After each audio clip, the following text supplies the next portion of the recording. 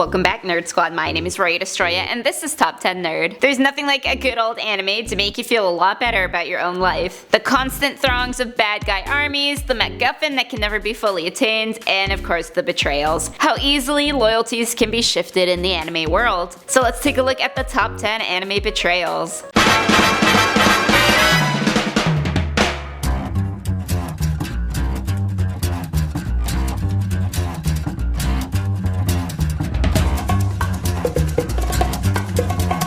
In the number 10 spot, we have Valletta in Code Geass. Nightmare Frame pilot, Valletta developed amnesia after an injury and was a completely different person after it. She was rescued by an 11, who are considered the enemy resistance, but she doesn't know that. She even goes as far as to fall in love with her savior, Ogi, but her memory comes flooding back and she's overcome by disgust of falling for an 11, so she resolves everything by killing him.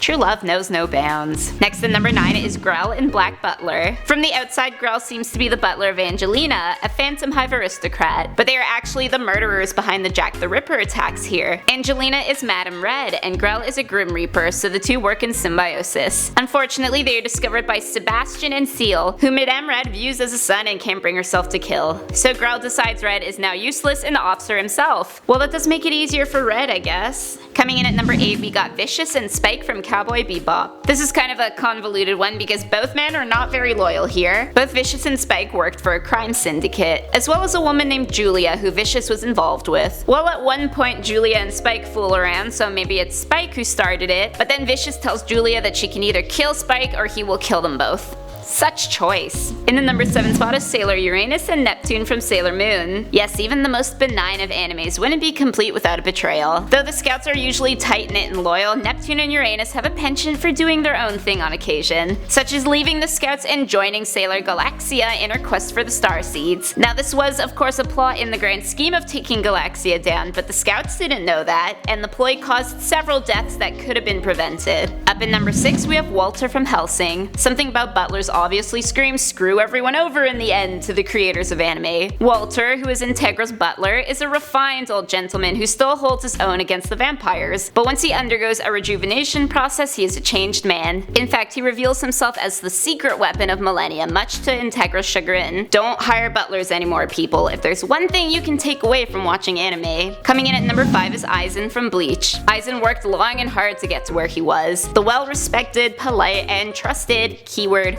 trusted, captain of the 5th Division. So of course this was all just a plot to abandon his post and distract the Soul Society from the war that he was gonna wage against them. We don't even know who to look up to or trust anymore on this show. Next up at number 4 is Anthe from Revolutionary Girl Utena. Anthe is the Rose Bride, something to be given as a reward to the winning duelist from the academy. Being a trophy wife ain't all that great. All around nice girl Utena sees Anthe's pain and fights to free her from her current fiancé. But Anthe isn't as much the damsel in distress as she seems, and in a last turn of events we find out she's actually not such a nice innocent girl at all, and she ends up literally stabbing her savior in the back. Can't do anything nice for anyone anymore. Up next in number 3 we got Kyubey from Puella Magi Madoka Magica, which has to be the longest name for an anime I've ever heard. The cute little kitty from this anime appears to girls with the promise of becoming magical beings, in exchange for them signing their lives away to protect the world from witches. Seems pretty even trade, right? Except these girls aren't informed that they too will become the witches that they're hunting,